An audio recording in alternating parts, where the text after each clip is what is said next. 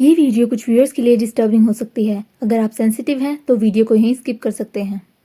हमारा देश ऐसे गिने चुने देशों में से एक है जहां सदियों पुरानी परंपराएं, रीतियां और संस्कृति आज भी जीवित है, जहां योग, ध्यान और आयुर्वेद को जीवन का सार माना जाता है।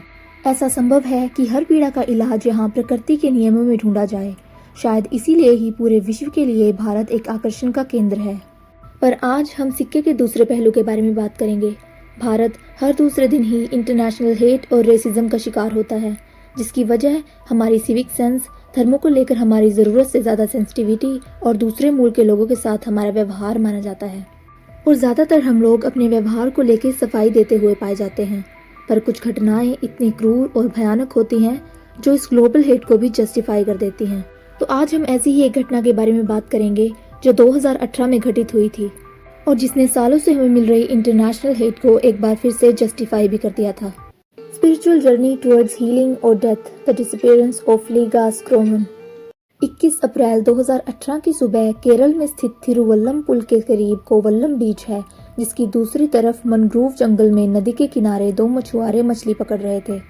कुछ देर तैरने के बाद वो एक शांत और सुनसान जगह पहुंचे, जहां उनकी नज़र एक पेड़ पर पड़ी जिसकी जड़ों में कुछ फंसा हुआ था जो शायद सड़ गल गया था। उसमें से बदबू आ रही थी। उन्होंने पास जाकर देखा तो पाया कि ये तो किसी की लाश है। सर धड़ से अलग कुछ दूरी पर पड़ा हुआ था। बॉडी पूरी तरह से डिकम्पोज हो गई थी। कपड़े भी पूरी तरह से फटे हुए थे। मछुआरों के तो होश उड़ गए। वो हड़बड़ी में पास के गांव में जाकर उन्हें खबर दे आए। अब पुलिस, इन्वेस्टिगेटर्स और फोरेंसिक टीम मौके पर पहुंची। अब दुर्भाग्य से पुलिस को एक लंबी तलाश के बाद एक ब्रेक थ्रू मिल सकता था, एक ऐसे केस में जिससे वो हवा में ले रहे थे और उन्हें यकीन था कि जिसकी तलाश वो कर रहे हैं वो कहीं सुरक्षित है और वापस आ ही जाएगा। ये तलाश और किसी की नहीं बल्कि 38 वर्षीय लातवियन औरत लीगा स्क्रोमन की थी, जो आज से 38 दिन पहले गुमशुदा हो गई थी और उसे हर जगह ढूंढा जा रहा था। पुलिस तुरंत लीगा की बहन इल्जा स्क्रोमन, जो उस समय केरल में ही रह रही थी और अपनी गुमशुदा बहन की तलाश कर रही थी, उन्हें कॉन्टैक्ट करती है। इल्जा के लिए ये एक खतरे की घंटी थी। वो 38 दिनों से जगह जगह अपनी बहन को तलाश कर रही थी और जंगल में ऐसे किसी लाश का मिलना उसके लिए भयानक था। इल्जा कांपते हुए पैरों से मौके पर पहुंचती है और लाश को तुरंत पहचान लेती है, क्योंकि शव के शरीर पर जो कपड़े थे वो 14 मार्च को उसकी बहन पहन कर निकली थी। लाश पर बचे हुए भूरे लंबे बाल भी लीगा के ही थे। बाद में डीएनए टेस्ट इसकी पुष्टि करता है कि ये लीगा स्क्रोमन ही है। 16 दिसंबर 1986 में उत्तरी यूरोप के लातविया में जन्मी लीगा स्क्रोमन एक बहुत ही बड़े और खुशहाल परिवार में पली बड़ी थी। उसकी एक छोटी बहन भी थी जिसका नाम इल्जा स्क्रोमन था। अपनी किशोरावस्था में लीगा आयरलैंड शिफ्ट हो गई थी, जहां वो उसके वर्तमान पति एंड्रयू जॉर्डन से मिली थी। लीगा उस समय तो एक होटल में काम कर रही थी, पर उसका पुर्तगाल में एक योगा सेंटर खोलने का सपना था, जिसमें एंड्रयू उसका पूरा सहयोग कर रहा था। पर भाग्य को तो कुछ और ही मंजूर था। 2018 की शुरुआत में लीगा के शरीर पर एक स्किन डिजीज के आसार नजर आने लगे, जो उसे मानसिक और शारीरिक डिस्कम्फर्ट दे रहे थे। इस बीमारी के इलाज और अपनी बहन को इस इमोशनल स्टेट से निकालने के लिए लीगा की बहन इल्जा उसे एक ट्रिप पर इनवाइट करती है। फरवरी 2018 को लीगा और इल्जा भारत के तिरुवनंतपुरम में लैंड करते हैं, जिसे गॉड्स ओन लैंड यानी भगवान का अपना स्थान भी माना जाता है। प्राकृतिक सुंदरता के साथ साथ केरल सांस्कृतिक और चिकित्सक योग्यता के लिए भी बहुत मशहूर है। लीगा यहाँ अपने डिप्रेशन को आयुर्वेदिक मदद से ठीक करने और शांति की तलाश में आई थी। दोनों बहनें कोवल्लम, जो एक आयुर्वेदिक केंद्र माना जाता है, की ओर रुख करती हैं, जो केरला में ही एक छोटा सा गांव है। आयुर्वेदा भारत की 5000 साल पुरानी चिकित्सा प्रणाली है, जिसका उल्लेख पुरातन वेदों और चरक संहिता में भी मिलता है। यह केवल बीमारी का इलाज नहीं बल्कि शरीर, मन और आत्मा के संतुलन पर आधारित जीवन शैली है। इसमें न केवल शारीरिक बल्कि मानसिक समस्याओं से भी राहत मिलती है। 1985 से विश्व की सबसे बड़ी संस्था WHO भी इसकी पुष्टि करती आ रही है कि आयुर्वेदा ऑल्टरनेटिव मेडिसिन की सबसे प्रभावशाली प्रणाली है। लीगा इन सब तथ्यों से प्रभावित होकर यहाँ आई थी। उसकी ट्रिप 6 हफ्तों तक चलने वाली थी। दोनों बहनों ने कोवल्लम के एक आयुर्वेदा क्लिनिक में अपना कोर्स शुरू किया था, जिसे वो लगभग पूरा करने में कामयाब भी हो गई थी। 14 मार्च की एक सुबह को लीगा ने सर दर्द होने की वजह से क्लास में ना जाना ही सही समझा, इसलिए इल्जा अकेली ही चली गई। जब वह क्लास खत्म करके लौटी तब लीगा कमरे में नहीं थी। होटल स्टाफ की मदद से इल्जा पता लगाती है कि लीगा होटल से 11:30 बजे ऑटो रिक्शा में बैठकर निकली थी।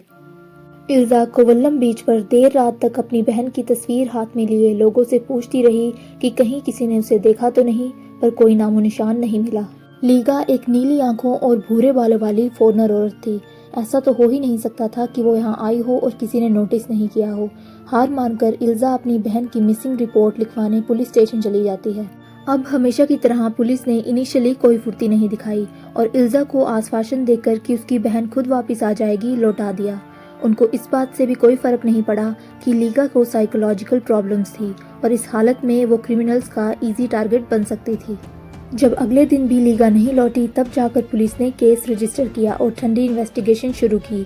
ये देखकर इल्जा वॉलंटियरली ही केरला की आसपास की जगहों जैसे कोलम, वारा और कोवल्लम में विजिट करती रही और लीगा को ढूंढती रही। उसने अपने दोस्तों को अलर्ट किया और लीगा के हस्बैंड एंड्रयू को भी इन्फॉर्म कर दिया, जो इमीडिएटली इंडिया आ गया। जब इल्जा और एंड्रयू ने लोकल प्रेस को इन्वॉल्व किया तब जाकर पुलिस की नींद खुली और उन्होंने लीगा को सर्च करना शुरू किया। वहीं इल्जा ने भी एक ऑनलाइन कैंपेन शुरू की जिसमें उसने इंडिया की फॉरेन मिनिस्टर सुषमा स्वराज को कांटेक्ट किया, जिससे इस मामले ने नेशनल अटेंशन खींची। इल्जा ने अपनी बहन की खबर देने वाले को 1 लाख इंडियन रुपीस का इनाम देने की भी बात की। इल्जा ने लोकल एरियाज में मिसिंग पोस्टर्स और फ्लायर्स बांटे, जिससे स्थानीय लोगों ने भी इस सर्च में भाग लेने की उत्सुकता दिखाई। पर अब तक लीगा का कोई नामो निशान नहीं मिला था। उसका पासपोर्ट भी इल्जा के पास था, तो वो कंट्री भी छोड़कर नहीं जा सकती थी। एंड्रयू को विश्वास था कि उसकी पत्नी को पक्का किसी लोकल गैंग ने बेचने के इरादे से किडनैप किया होगा, पर वो कुछ कर नहीं सकता था। 1 महीना बीत चुका था। अब तक तो लातवियन फॉरेन एम्बेसी ने भी इंडियन पुलिस के साथ कॉन्टैक्ट करना शुरू कर दिया था।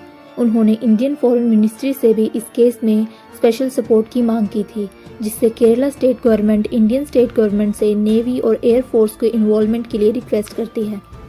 सर्च इतने बड़े पैमाने पे थी कि इसका अंदाज़ा इस बात से लगाया जा सकता है कि सर्च में 932 transport plane, Gemini, inflatable boats और 5 DEC डाइव्स को भी हायर किया गया था। पर इतने एफर्ट्स के बाद भी लीगा का कुछ पता नहीं चल पा रहा था। अंत में अप्रैल 2018 को इल्जा को उसकी ज़िंदगी की सबसे शॉकिंग और दर्दनाक कॉल आती है, जब उन मछुआरों को वो बॉडी मिली थी। वो और एंड्रयू तुरंत क्राइम सीन पर पहुंचते ही उनके पैरों के नीचे से ज़मीन खिसक गई। इल्जा ने तुरंत अपनी बहन के कपड़ों को पहचान लिया था। उम्मीद और डर से शुरू हुई है तलाश एक अमानवीय और खौफनाक अंजाम में बदल चुकी थी।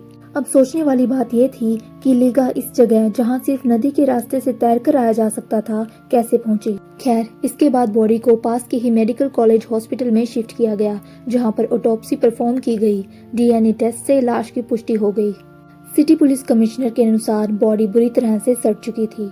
लाश का जंगल में पाया जाना इस बात की ओर इशारा कर रहा था कि लीगा नदी के रास्ते से जंगल में गई थी। मौत का कारण क्लियर नहीं था, पर एक थ्योरी मैनग्रोव्स जंगल में लगे पोंग पोंग के पेड़ पर लगे जहरीले फल बताई जा रही थी, जिसे इंटेंशनली या एक्सीडेंटली लीगा ने खा लिया होगा। पर लाश का पेड़ की जड़ों से बिना सर के लटकना इस थ्योरी को बोगस साबित कर देता है। दूसरी थ्योरी लीगा की मानसिक हालत के चलते खुद को वॉलंटियरली खत्म करना बताया जा रहा था। पर इल्जा सख्ती से धड़ से अलग सर का सेपरेट एक्सप्लेनेशन मांगती है। इल्जा और local public forensic test results का इंतजार कर रहे थे और रिजल्ट्स खौफनाक थे। रिपोर्ट के अनुसार लीगा की ब्रेन के कुछ पार्ट्स में ब्लड पूलिंग हुई थी। उसके गले को कई लोगों के द्वारा घोटा गया था। बॉडी पर पॉसिबल स्ट्रगल के चलते कुछ एक्सटर्नल इंजरीज भी थी। फोरेंसिक टीम के द्वारा लीगा के शरीर पर 9 इंजरीज को रिकॉर्ड किया गया था। अब खुदकुशी की थ्योरी तो पूरी तरह से खारिज कर दी गई थी। लीगा के परिजन इंडियन पुलिस की लापरवाही को इस घटना का जिम्मेदार मान रहे थे, पर अभी कातिलों का पता लगाना बाकी था। लोकल ड्रग डीलर्स से लेकर गुंडे मवाली तक पुलिस 40 संदिग्धों को इन्वेस्टिगेट करती है। कुछ दिनों बाद पुलिस एनफोर्समेंट्स के अनुसार उन्हें इनफ एविडेंसेस मिल गए थे। इन एविडेंसेस के बेस पर पुलिस ने 2 अपराधियों 28 वर्षीय उदय और 32 वर्षीय उमेश को गिरफ्तार किया था, जो लोकल ड्रग डीलर्स और दलाल थे।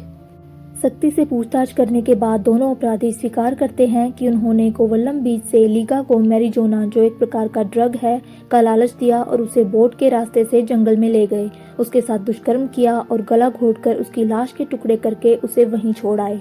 पर इस फैसले से लीगा का पति खुश नहीं था। वो सुप्रीम कोर्ट में पिटीशन फाइल करता है क्योंकि उसे शक था कि कोई और लोग भी इसमें इन्वॉल्व हैं और इन दोनों ने पुलिस के टॉर्चर के डर से अपने जुर्म को कबूल किया है, जिसे सुप्रीम कोर्ट एविडेंसेस के अभाव में खारिज कर देता है। दोनों सस्पेक्ट्स अब कस्टडी में थे। 2 महीने कोर्ट में ट्रायल चलता है। अंत में उदय और उमेश को एविडेंसेस को डिस्ट्रॉय करने, दुष्कर्म करने और मर्डर करने के जुर्म में दोषी पाया जाता है। ये भी रिवील होता है कि जहां लीगा की लाश मिली थी वो उमेश और उदय के लिए उनके जुर्म का अड्डा था और वो यहीं काम किया करते थे। उनके खिलाफ पहले से ही 13 क्रिमिनल केसेस चल रहे थे। इस केस में भी उमेश के ही कई विक्टिम्स ने टेस्टिफाई किया था। लीगा को उस दिन कुछ लोगों ने उमेश और उदय के साथ जाते हुए भी देखा था, पर वो बेकार के झमेलों में फंसने और पुलिस के डर से चुप रहे। फाइनली 6 दिसंबर 2022 को कोर्ट दोनों अपराधियों को उम्र कैद की सजा सुनाती है और 65,000 रुपए का जुर्माना भी उन्हें लीगा की बहन इल्जा को भरने के लिए कहती है।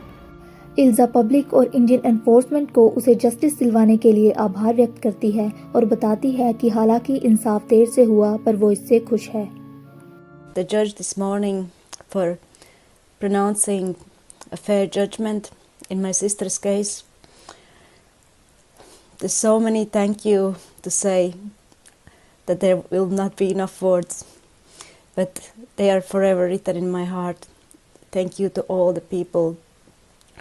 पर ये हमारे लिए शर्म की बात है कि हम अंतर्राष्ट्रीय स्तर पर अपने देश को इतना खतरनाक और असुरक्षित साबित कर चुके हैं कि यहाँ अकेले आना टूरिस्ट के लिए ही नहीं बल्कि हमारे अपने लोगों के लिए भी खौफनाक है। लीगा की कहानी सिर्फ एक गुमशुदगी या हत्या की नहीं बल्कि हमारे सिस्टम के फेलियर, हमारे लोगों का निडर होकर जुर्म करना और पुलिस की लापरवाही का सबूत थी। लीगा और इल्जा को जिस भारत से इतना लगाव था वही एक भयानक सपने की तरह उन्हें हॉन्ट करेगा और शायद उसे यहाँ कभी लौट कर ना आने का कारण बनेगा।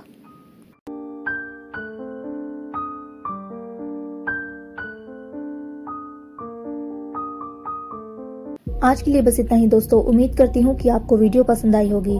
फिर मिलते हैं किसी ऐसी ही ट्रू क्राइम स्टोरी के साथ। तब तक के लिए चैनल को लाइक करें, सब्सक्राइब करें और कमेंट करना बिल्कुल ना भूलें क्योंकि आपका सपोर्ट जरूरी है।